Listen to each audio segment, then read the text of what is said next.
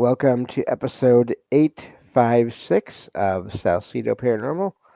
I'm your host, James Salsido, and tonight I'm sharing experiences, true paranormal stories from the web.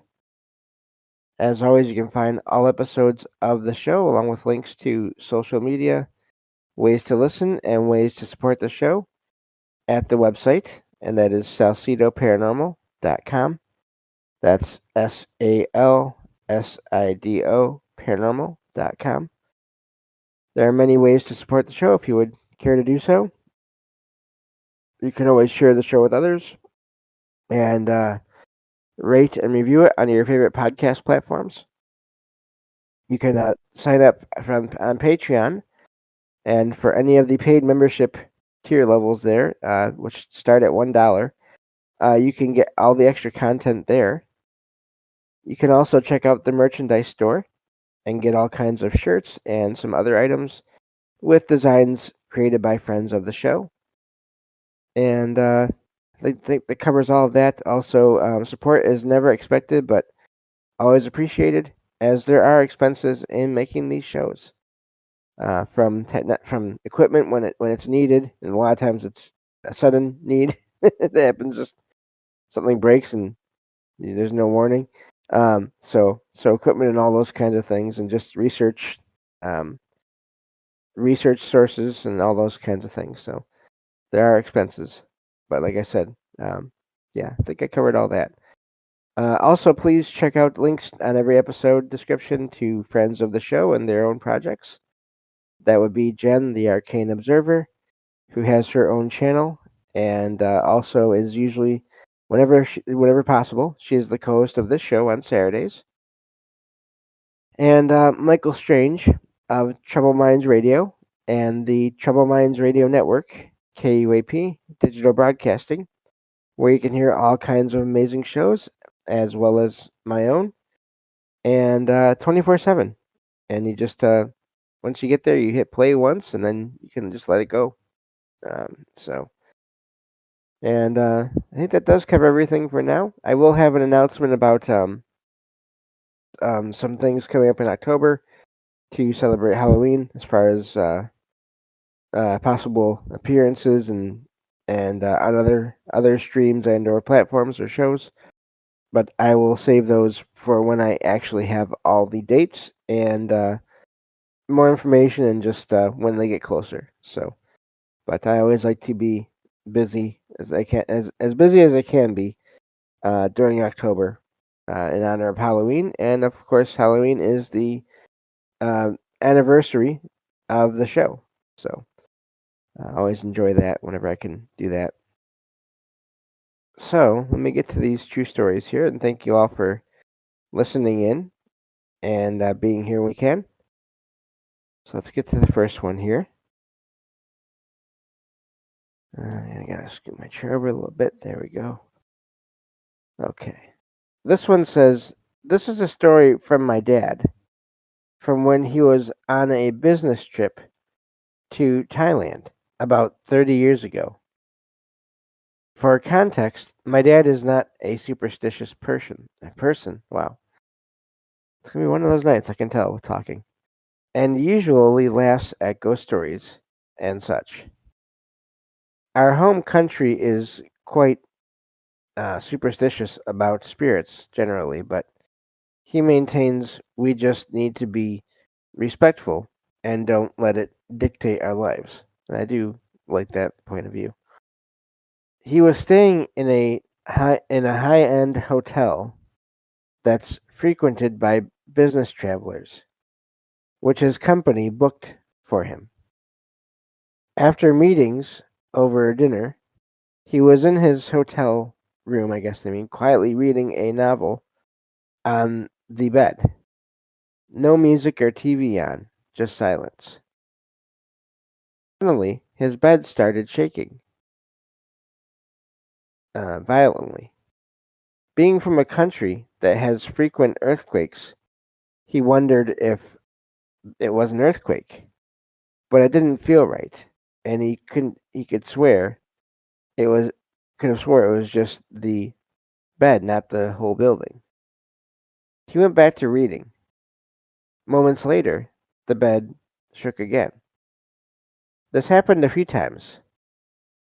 My dad had enough, and for reasons he couldn't explain, he shouted aloud, "Shake again, I dare you," in Mandarin, which isn't even the local language. And immediately, the bed was shaking, and more violent than before.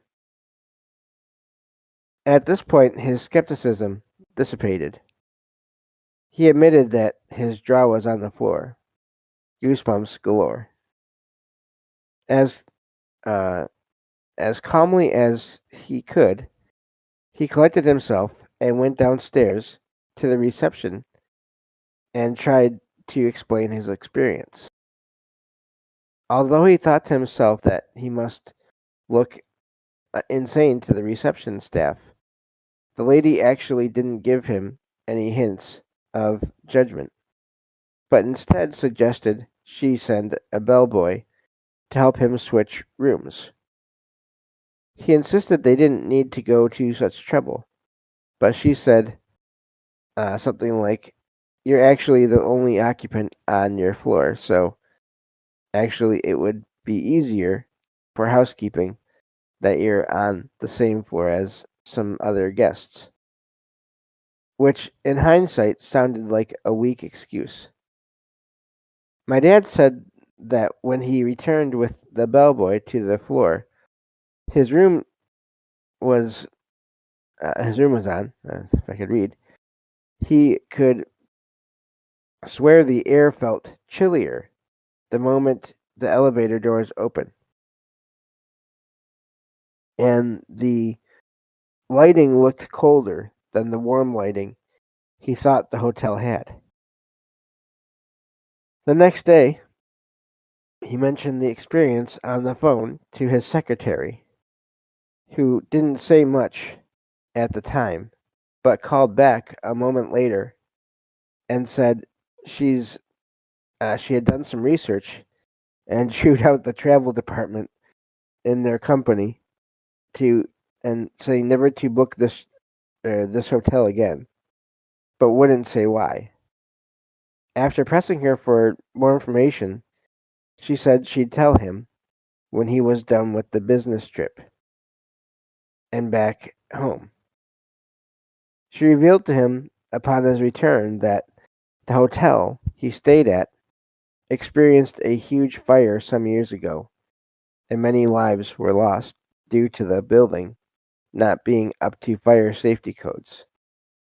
It was recently renovated and reopened, but she believes that some spirits were either perhaps trapped there due to their untimely passing, or that they are seeking revenge for their preventable accident.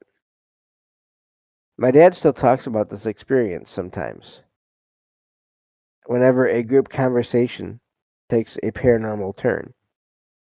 He believes that it couldn't have been a malicious spirit, but merely wanting a bit of attention with its roommate. I guess they mean him. Still always sends chills down my spine, though. And that's where that one ends. Uh, that's a I always find it fascinating the reaction from when I find these accounts, and they're not super common as far as um, descriptions of how the hotel staff reacts when a guest asks for another room or tells them about something weird that happened. I'm always curious about the reactions to that, and I do wonder if this was something that the hotel staff there uh, knew about and knew that would happen every so often, and just they did find it was easier to move the person to another space. Uh, I don't know, but it seems like it's possible. And there's also, as I've said before too, some hotels um, they like to advertise that the place is said to be haunted, and others for various reasons, not even any reasons that are negative or caused by any fault of their own, but they don't want to talk about that. They feel like that kind of reputation will hurt business. So it all depends, I think, on the owners and the management and how they view the whole that whole subject. So so yeah, I think that was a neat one there, and I do wonder um, what that was about. Was it just someone trying to get the the guest's attention, the writer's father's attention there, the one that was staying in that room? Um, and what was the reason for trying to get that attention? And there's no way to know when it's just that happening. Uh, but yeah, so I thought that was a neat one to share. Partly, in part, just because we don't always get a ton of accounts from other places that are in English that I can easily read on the show. So whenever I can find one that does take place somewhere else, but the text is all in English and there's not a ton of names that I don't know how to pronounce, I like to share those when I can because I do think all these things they happen everywhere around the world, and so yeah, I like to share those when I can find them. So let's see here. Let's move on to the next one. This one is shorter. Uh, let's see here. Um, so this one says, I have lived in my house for 8 years now. I have only just begun to hear these weird noises. For some context, I live on the outskirts of the city. For the past year, I have been hearing random radio conversations near my house. I can't exactly understand what's being said, but I randomly hear what sounds like people talking through walkie talkies. It usually happens around 2 to 4 a.m. I hear the beeps, mumbled speech, and that's about it. Every time I go to check, it suddenly stops. I've been having a lot of random paranormal experiences recently. Most of my neighbors are middle aged, so I doubt this is some punk kid pranking me, and everyone tends to keep to themselves. We're not exactly neighborly, but if we see each other while getting mail, we'll wave and say hi. I can't think of anyone who'd be doing this for fun, and I'm confused. Has anyone had a similar experience? And that's where that one ends. Uh, if they're unable to find any sign of people moving around, that is odd. Uh, I don't know what to make of that, except I do wonder, and this is maybe something that needs to be looked into more, not just in this show, but just in general. Um, can people pick up audio from, let's say, radio waves or energy around them, the actual audio moving through the air? Sometimes, in rare cases. There's been a couple of times. It's only happened like twice ever, like maybe two times at the most, where I was sitting here in my chair and relaxing, and I didn't have anything playing at the time, any audio at the time that I was listening to, sort of in between doing things and just thinking, and then of course start to doze off. And at least once, maybe twice now. I feel like it was twice, but for sure one time. I heard what sounded like my local classic rock station in my mind, in my own head. It wasn't coming from outside. It was just I was hearing familiar songs, familiar sort of like not bumper music, but just this the tone and the I don't know. Just I felt like I was listening to a radio station. I felt like based on the music which I can't remember now what the songs were. But based on the music, I felt like it was the local classic rock station, and it was just there for, I don't know, like a minute or so, and it was as I was sort of in that in between, not quite asleep, not quite awake state, but it was so clear in my mind. And so I wonder if people can do that with other transmissions, and in rare cases. Was this person picking up on an actual conversation that was being had over devices, but it was just a lot further away? And so when they looked outside, they couldn't see anyone because no one was right there. There was no one there. That seems like maybe one possibility. The other is just, I don't know if there could be residual sounds of that, depending on what was there on and around the property. Uh, I'm not sure with that one. I really don't know how to. There's no easy classification I can put that one in, as far as compared to all the other accounts that I find. So, which is, I always like to share those because to me it just shows that there is no easy way to just figure all this out and give one explanation or even several explanations that can just write everything off. So, thought that was a neat one to share. Let's get to the next one here.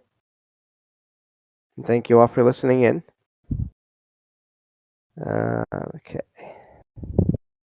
This is another medium to long one.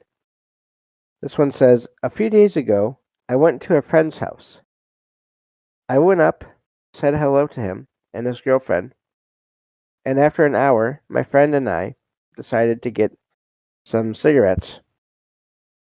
It was about midnight. One moment, please. I think I have to sneeze. I did. Sorry about that. So, anyway, on the way home, I should have timed that better. Oh well. On the way home, we noticed some shadows on my friend's building. At the time, we didn't pay any attention to them. However, my friend said, wait, the shadows should be coming from the streetlights, but there's no one there. We started observing the shadows and saw a girl who was initially dancing and doing spins. She was wearing a ballet skirt, and I'm guessing they mean still shadows, but that's quite the detailed shadow. It says then she stopped, stood in profile, and looked up. She ended up in an unlit area of the building. My friend's girlfriend couldn't see the shadow, but we were telling her everything from the terrace. After this, the shadow slowly turned and disappeared into the unlit area of the building. Meanwhile, my friend's cat was meowing and watching the sky from the terrace. Excuse me. We were about to go back inside when my friend's girlfriend shouted, look that way. On the facade of the terraces, we saw the shadow of a man who went up to the balcony that corresponded to the third floor and sat thoughtfully. After a few seconds, he threw himself into the void and the shadow disappeared. Let's see here. Lost my spot. There we go. 3 seconds later, in the uninhabited apartment below, we heard a bang as if someone had hit the wall. Terrified, we went upstairs to calm down. We were in the room in front of the computer when we heard a bang on the terrace glass. It was closed. We thought the cat had stayed outside, but it was actually with us in the room. We tried to give ourselves a logical explanation, but we couldn't find one. Also, a few days earlier, my friend's smart home speaker had said the phrase, "take care of you," out of the blue. It's all very nonsensical, but I can't explain it. It's the first time I've experienced anything like this. I've been so confused. And that's where that one ends. Um, that's a lot of shadow activity there. And it doesn't sound like typical shadows. Um, you don't often hear about shadow women wearing different kinds of clothes. So I think that's fascinating. And um, and then that one figure jumping into the sky. I wonder if that was a residual of just a terrible event. I hope not. I hope it wasn't anything based on that. But also, if it's shadows, I mean, think about that. If it's going from, if it's made of some kind of dark energy and it's going into another piece of darkness, um, then could it just fly away, float away, whatever, teleport? Who knows? So a lot of activity going on there. It sounds like the whole smart speaker thing. I don't know what to make of that because sometimes it feels like there are literal connections between deceased loved ones using the devices to play certain things, and other times it just seems like there's random things said, and I wonder if that's still paranormal or if that's just some kind of a signal glitch, cross interference. I don't know. I don't know enough about technology to really know for sure. Let's get this last one in here because it's fairly quick. This one says, so my family and I were on a road trip and decided to stop in a small town we came across and get a hotel room. The hotel was quite old, but since it was dark and we were all tired, we didn't care. We just wanted to sleep. There were 3 beds. I slept on a single bed in one of the rooms, while my family slept in the other room, where the TV was. I remember scrolling through videos and I started to drift off to sleep. But I woke myself up because I felt a cold chill on the back of my hand where I was holding my phone. It was like a cold breeze, as if someone had opened a window. But I just shrugged it off. But a few minutes later, I just decided to check what the cold feeling was, and as I lifted my phone back up to look, I see what looked like a woman sitting on her knees, facing a body mirror that was across the room.